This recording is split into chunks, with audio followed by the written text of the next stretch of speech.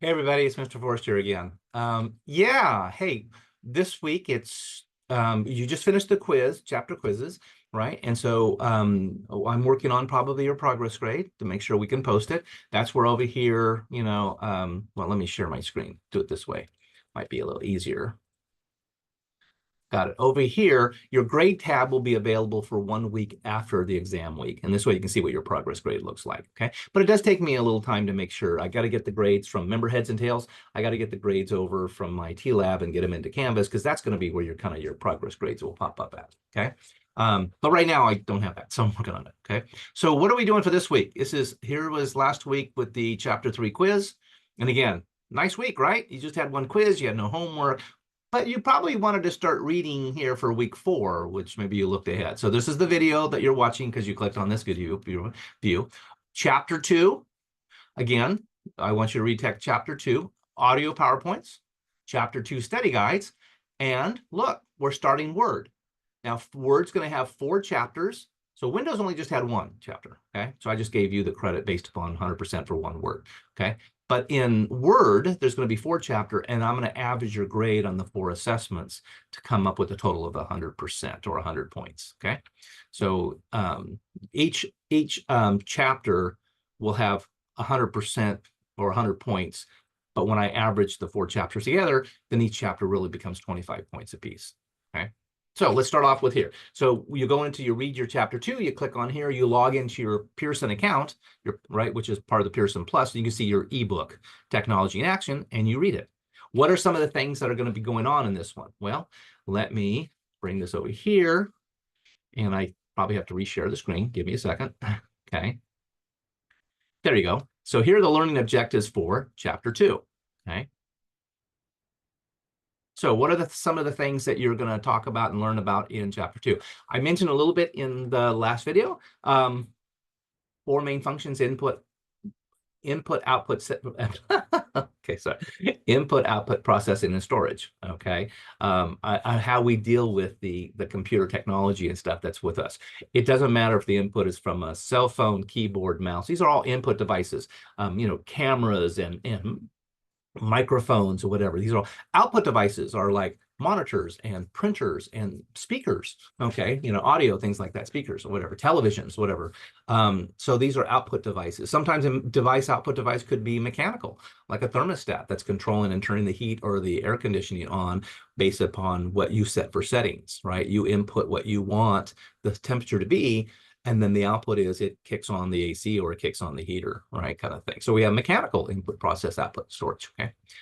Defining bits and bytes. How are things actually, recorded in a computer system, zeros and ones? How do we represent the letter A to a digital computer that only understands zeros and ones? You and I, as human beings, recognize the letter A. We even recognize the difference between whether letter A is capital A or lowercase a. But to a computer, it only knows zeros and ones to represent A, okay? And it has a separate set of zeros and ones, whether it's capital A or lowercase a. Does that make sense? Okay, got it. Okay, so it has numbering systems, and those things are then defined by what we call ASCII. And then it has bits and bytes to represent those things so the computer can process it, okay? Types of computers, okay? We know they're, again, we have cell phones, we have tablets, we have laptops, we have Chromebooks and internet devices. We have desktop and towers, okay? So all different, there are mini computers, there are mainframe computers, there are supercomputers, so different types of computers. Different types of input devices, keyboards, touchscreens, right? Or cell phone, a lot of times, touchscreens, right? Kind of thing. We use our finger as our pointing device or whatever, okay? Other types of input devices, a mouse, right?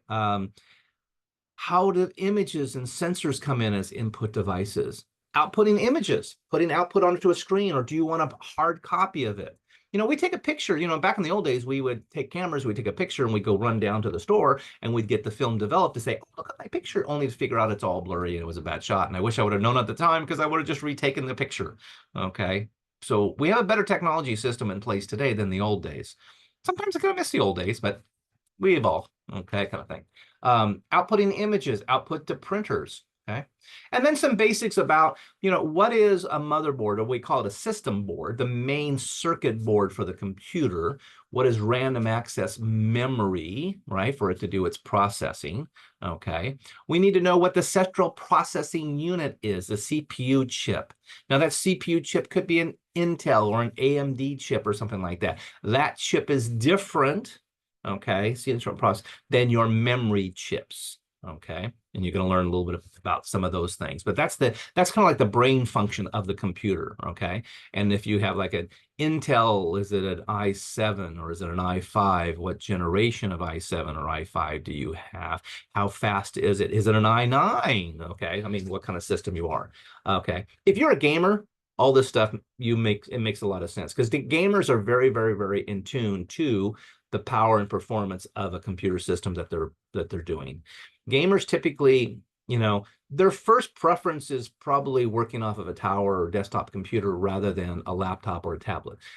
They'll use laptops and tablets, but the performance response are usually much better on a desktop or tower, because they can get a bigger graphics card, okay, with a graphics processing unit, a GPU.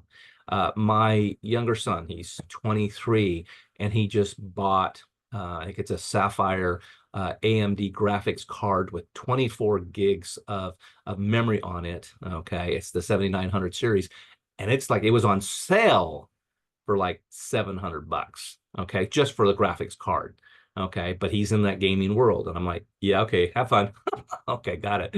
Okay, and again, if you didn't understand all that, that's okay, because you're not a gamer maybe, and that's okay. You don't have to be a gamer to understand the concepts behind it, and you'll start learning more about some of these concepts and some of these terms and stuff as you go through the hardware chapters and software chapters. So as we look through the book, okay, you had chapter 1, which is your introductory chapter, but now we're going to have 2 chapters on hardware and 2 chapters on software. Now, the author didn't put all the chapters in nice sequences. So chapters 2 and 6 are the hardware chapters, 4 and 5 are the software chapters. Okay, so that's why this is focusing on hardware. How do we store data? Do we store it on a hard drive? Do we store it on a M.2 card? Do we store it on a USB stick? Do we store it in the cloud? Okay, what kind of ports, what kind of plugs do we have to plug things in?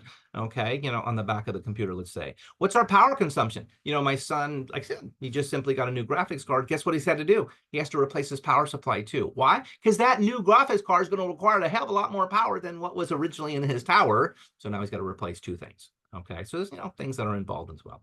And then again, things like ergonomics, the physical layout of a computer. So, and how we work with using computers and stuff at our design of our workstation, let's say. Okay, so anyway, that's the basics. Let me go ahead and close this part out and stop the sharing. So okay, so that gives you a little bit of an idea of what is in week 4. So have a good one.